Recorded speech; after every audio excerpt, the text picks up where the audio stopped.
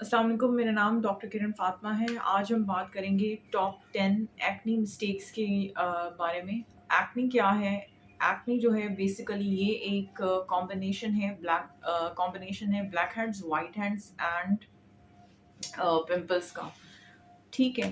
तो इसमें क्या होता है, नंबर 1 मिस्टेक जो कि बहुत ही कॉमन है कि पिकिंग ऑन द पिंपल्स। अगर आपको एक जगह पे पिंपल है और आप उसको कॉन्स्टेंटली पिक कर रहे हैं और फिर वही हाथ अपने फेस के किसी और तरफ लगा रहे हैं और उस आप बेसिकली क्या कर रहे हैं कि वो जो एक्ने है, वो पिंपल जो है वो एक ऑलरेडी एक इन्फ्लेम्ड और इन्फेक्टेड एक चीज़ है, ठीक है?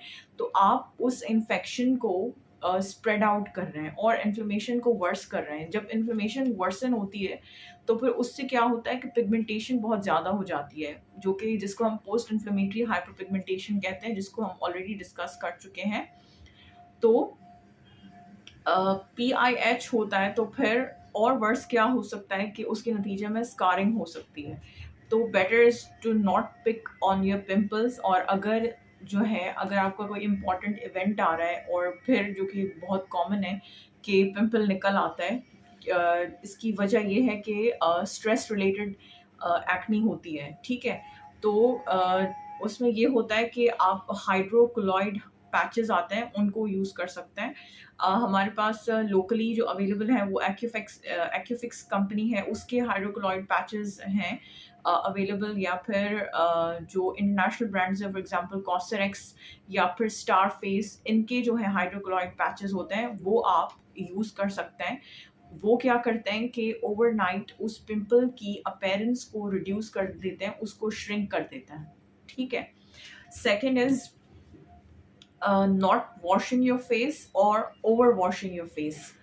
नॉट वॉशिंग यानी कि अ, बहुत दिन हो गए और आपने मुंह धोया नहीं है, सही से प्रॉपर क्लेंजर यूज़ नहीं किया, तो फिर बेहतर ये होता है कि आप जो है रात को एटलीस्ट रात को एक बार अपना मुंह ज़रूर धोएं किसी एक्टिव क्लेंजर के साथ, ठीक है? और उसको फेस टाइम दें, यानी कि कुछ सेकंड जो है कुछ मिनट्स का उसको फेस टाइम ज़रूर दें, ताकि वो जो प्रोडक्ट है, फॉर एग्जांपल सैलिसिलिक एसिड है, तो वो जो है एटलीस्ट आपकी स्किन को पेनिट्रेट करे और एक्टिवली अपना काम करे।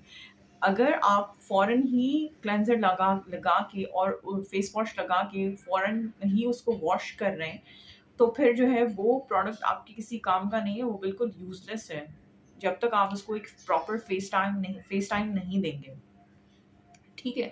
अच्छा, ओवर वॉशिंग योर फेस क्या होता है कि यानी कि अभी सिर्फ सुबह के 9 ही बजे हैं और आप 3 बार अपना मुँह धो चुके हैं। तो उससे क्या होता है, आपका ही नुकसान होता है। आपको बज़ाहिर तो लग रहा होता है कि मेरी स्किन बहुत टाइट और फ्रेश और इस तरह की लग रही है, लेकिन उसमें ये हो जाता है कि आप स्किन को ओवर ड्राई कर देते हैं, उसके स्किन के बैरियर को डैमेज करते हैं। ओवर ड्राइंग की वजह से स्किन ओवर स्ट्रिप हो जाती है। जब ओवर स्ट्रिपिंग होती है तो और ज़्यादा ऑयल प्रोड्यूस करती है। सही है, जब और ज़्यादा ऑयल प्रोड्यूस करेगी तो आपकी एक्ने जो है और ज़्यादा वर्स होगी। अच्छा, उसके बाद हमारे पास जो कॉमन है वो जो कि जो पिलो केसेस आप यूज़ कर रहे हैं, यानी कि जब जो पिलो यूज़ कर रहे हैं उसके जो केसेस हैं आप फ्रीक्वेंटली चेंज नहीं कर रहे। फ्रीक्वेंटली का क्या मतलब ये है कि आप जो है एवरी नाइट अगर नहीं यूज़ कर सकते हैं तो चेंज नहीं कर सकते पिलो केसेस, तो एटलीस्ट पिलो के साइड को फ्लिप कर दें। फिर नेक्स्ट डे जो है आप अपना पिलो केस चेंज कर लें। इसी तरह वीक में एटलीस्ट 4 पिलो केसेस आप यूज़ करेंगे और एक पिलो को जो है अ, 2 नाइट्स आप यूज़ कर सकते हैं साइड्स फ्लिप करके। इसी तरह जैसे आपके गैजेट्स हैं, फॉर एग्जांपल फ़ोन्स हो गए, हेडफ़ोन्स हो गए या फिर जो है ग्लासेस हो गए, इनको अगर आप क्लीन नहीं कर रहे, क्योंकि ये कॉन्स्टेंटली हमारी स्किन के कॉन्टैक्ट में रहते हैं और अगर इनकी क्लीनिंग नहीं करेंगे तो उससे क्या होता है कि जो है स्किन इन्फ्लेम्ड और इन्फेक्टेड हो सकती है, जिसकी वजह से एक्ने वर्स हो सकती है।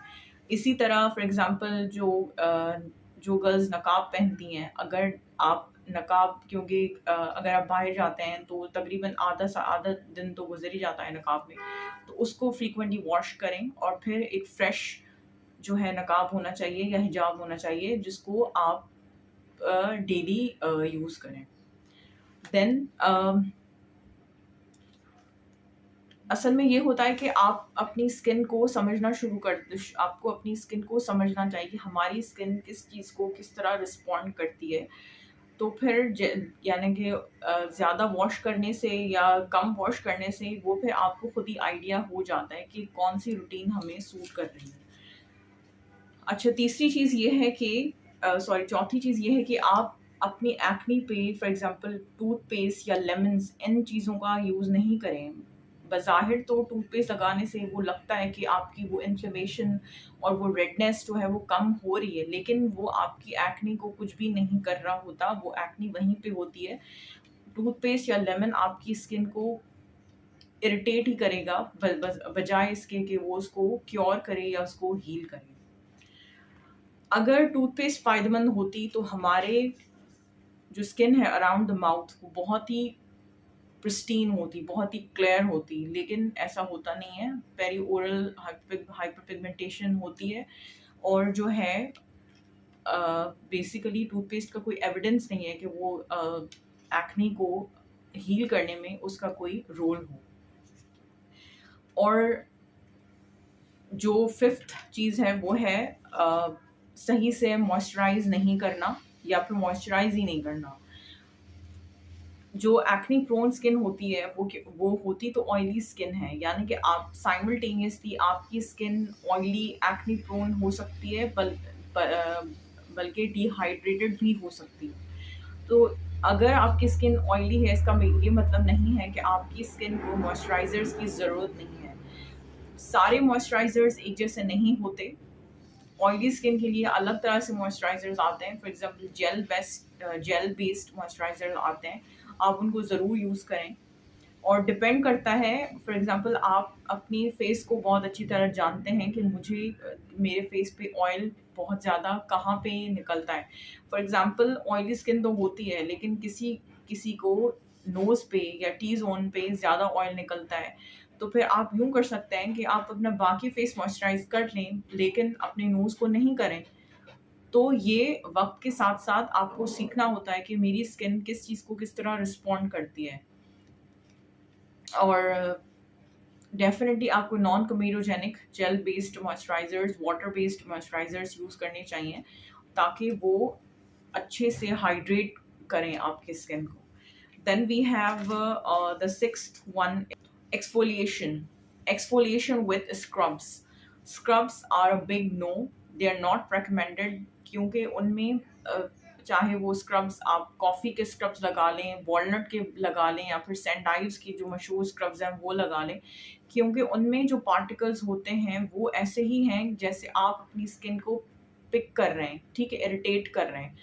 तो वो क्या करते हैं कि उस इन्फ्लेमेशन को, उस इन्फेक्शन को वो बहुत ज़्यादा स्प्रेड आउट करते हैं, बल्कि आपके स्किन में माइक्रो टेयर्स कॉज कराते हैं। जब वो आपकी स्किन में माइक्रो टेयर्स कॉज कराएंगे तो लॉन्ग रन में स्किन इरिटेटेड रहती है और पिगमेंटेशन वर्स होती है, और एक्ने जो है वो जो एक जगह पे थी वो दूसरी जगह पे भी स्प्रेड आउट कर जाती है।